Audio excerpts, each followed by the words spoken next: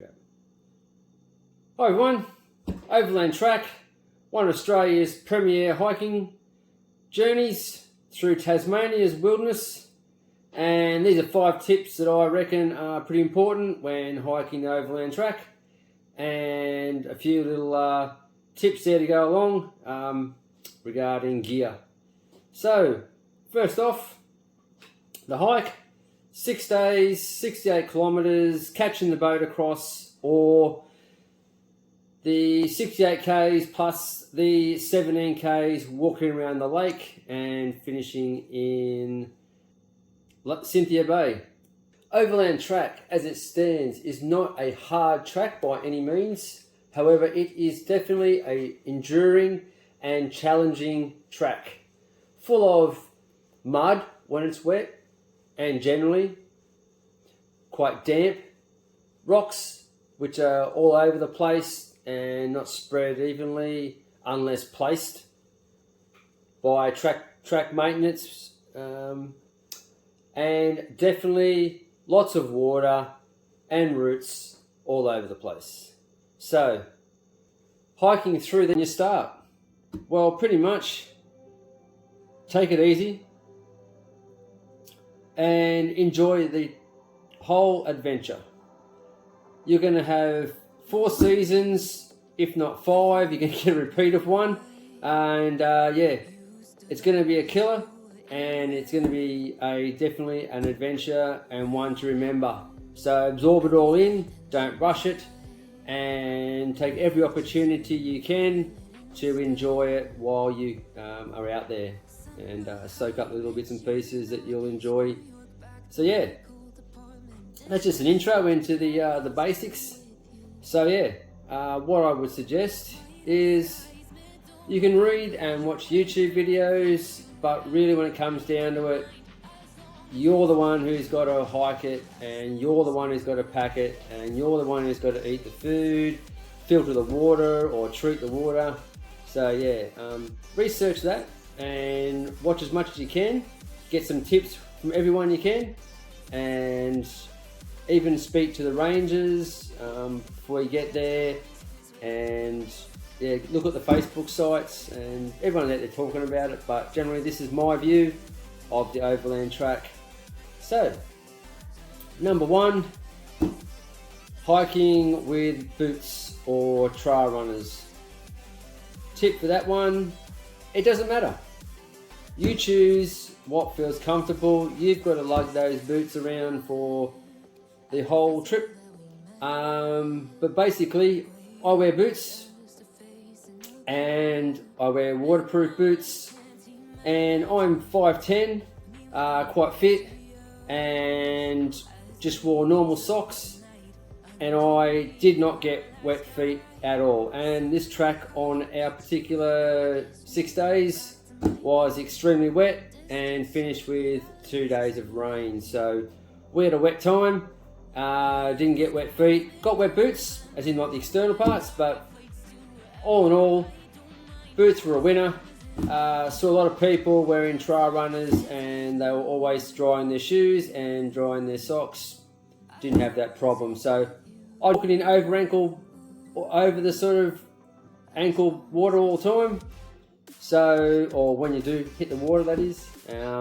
But at 5'10" and being fit, I could pretty much rock hop or scoot around or scoot near where the water wasn't, and didn't really have to worry about getting in the water. You do occasionally, but all in all, boots are the way to go. Next, controversial, gators or no gators, snakes and water. 2 reasons why you wear gators. Snakes, nothing proves that gators will stop a snake, but I guess it's that little bit of mental peace of mind that, yeah, he's got that extra layer to go through if he might come and get you. But pretty much, if you're hiking on those boards right around the whole Overland Track, you're definitely going to get or come across a snake encounter. And they're pretty much more scared of you than you are of them. And most of the time they'll scoot away as soon as they hear you coming. Just a little tip there, not that I've mentioned it yet, but hiking poles. If you're walking around, putting your hiking poles around everywhere, don't hear them straight away. They won't be there by the time you get there. You might see their tail going into the bush. That's the only part you're going to see of a snake. We saw snakes. They were quite large, a few of them we saw, but pretty much they were scooting off into the bush by the time we got to them. So when it comes to gators, I took them. I had the Cedar Summit Quagmires. Great set of, highly recommend them. Not sponsored by anyone in this whole video. No, nor is has I been given any of this gear. I bought all this gear by myself. So just a note for the rest of the video. Not sponsored by any way to promote any gear on this video. So yeah, gators, I took them.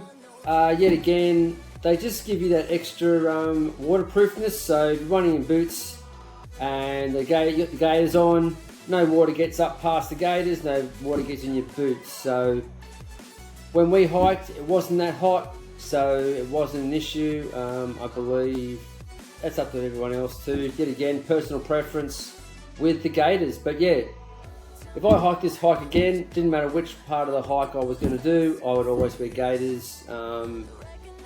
That's my choice. So yeah, gators a win. So there you go. Now, water. Overland Track, in most situations, is full of water. The creeks are running, the little streams are running, there's water at every single hut. And when we hiked it, we had no troubles with water. And the only time we were suggested to filter water was at the Nupelian hut. And in that case, we did filter using the soya squeeze. And we also didn't use that soya squeeze when we were using it to boil water. And that was pretty much our filtration system there. So soya squeeze and boiling. But here's the but. In hindsight, I've now converted to the tablets, Aquatabs, just for ease, size, weight, and pretty much Overland Track with the type of water and the type of country you're in. If it's running, it's okay to drink.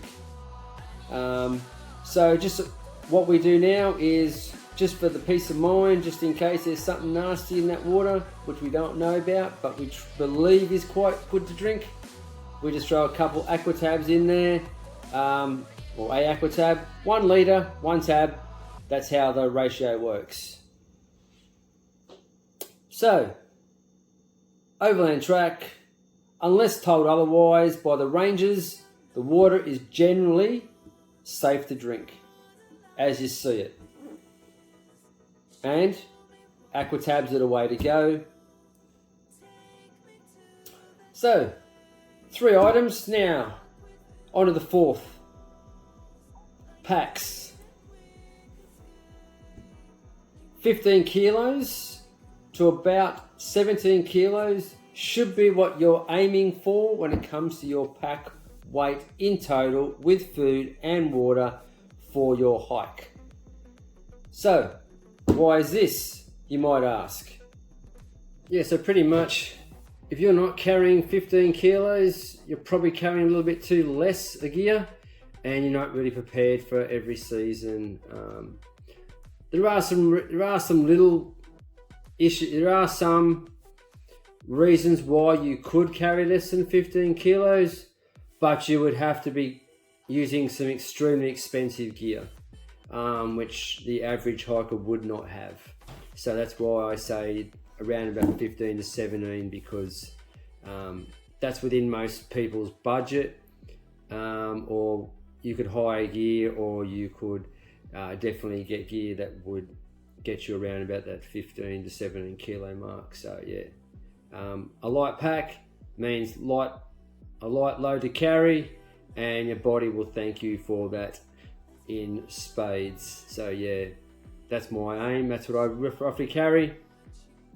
Yeah, food for thought there. It's my opinion, based on experience hiking tracks like Overland Track, and a couple of overnight hikes there in conditions that were slightly harder than Overland Track on its worst day. So yeah, that's my experience, and that's where I got my tip for you there about. Okay, wrapping it up, number 5. Okay, the big one, and it is based on a lot of information I've seen on Facebook and around the YouTube, and that is 4-season/3 season tents. I see a lot of people concerned about my tent is this, my tent is that. Do I need 4? Do I need 3 season? Yeah, a lot of people not really sure. And at the end of the day, I would look at a 3 season tent. You don't need 4 unless you're going to start hiking in winter.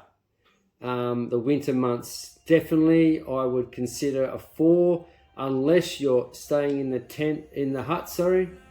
But if you're staying in a tent or you get caught out in the conditions where you need a tent, you would definitely be using a 4-season tent.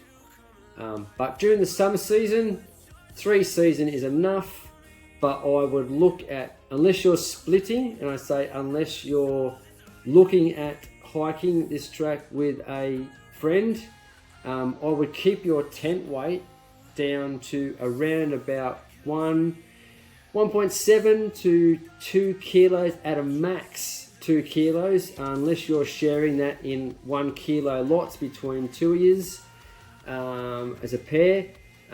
But yeah, your tent's any more than 2 kilos, you are going to be in for a world of hurt when it comes to weight in your pack.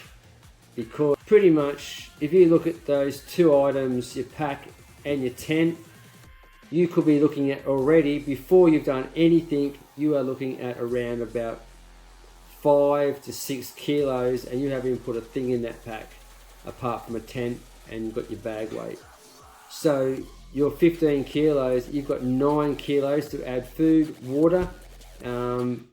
Yeah, you're really close to that 15 without even trying to do anything. So yeah, wherever you can save 100 grams, 500 grams, I'll be looking at that too. So that's budget determined. But yeah, if you're under 2 kilos, preferably around about the 1.5 to 1.7, and definitely 3 season, and I would definitely consider this is where you should spend some money and get a really good tent if you could.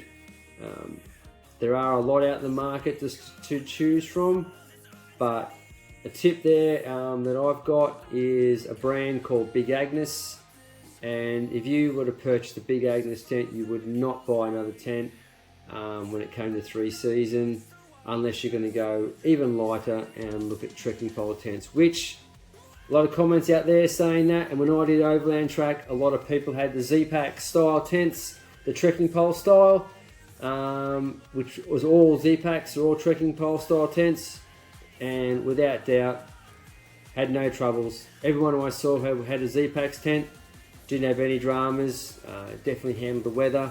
Condensation, not too sure about. Therein lies the big issue with single skin tents, trekking pole tents, but yeah, it's no different when it comes to being useful.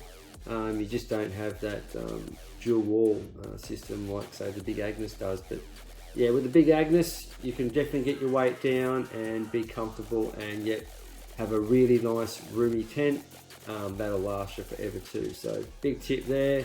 Spend some money if you can on a good tent and you won't be disappointed. So yeah, there we are. 5 tips, couple of tricks there about Overland Track, and get out there, enjoy where you can. Take your time, relax, and don't let the stresses of the Overland Track get you. Yeah.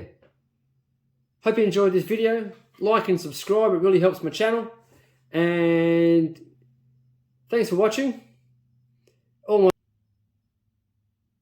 Until next time, get out there, have fun, go hiking in the backcountry, and goodbye.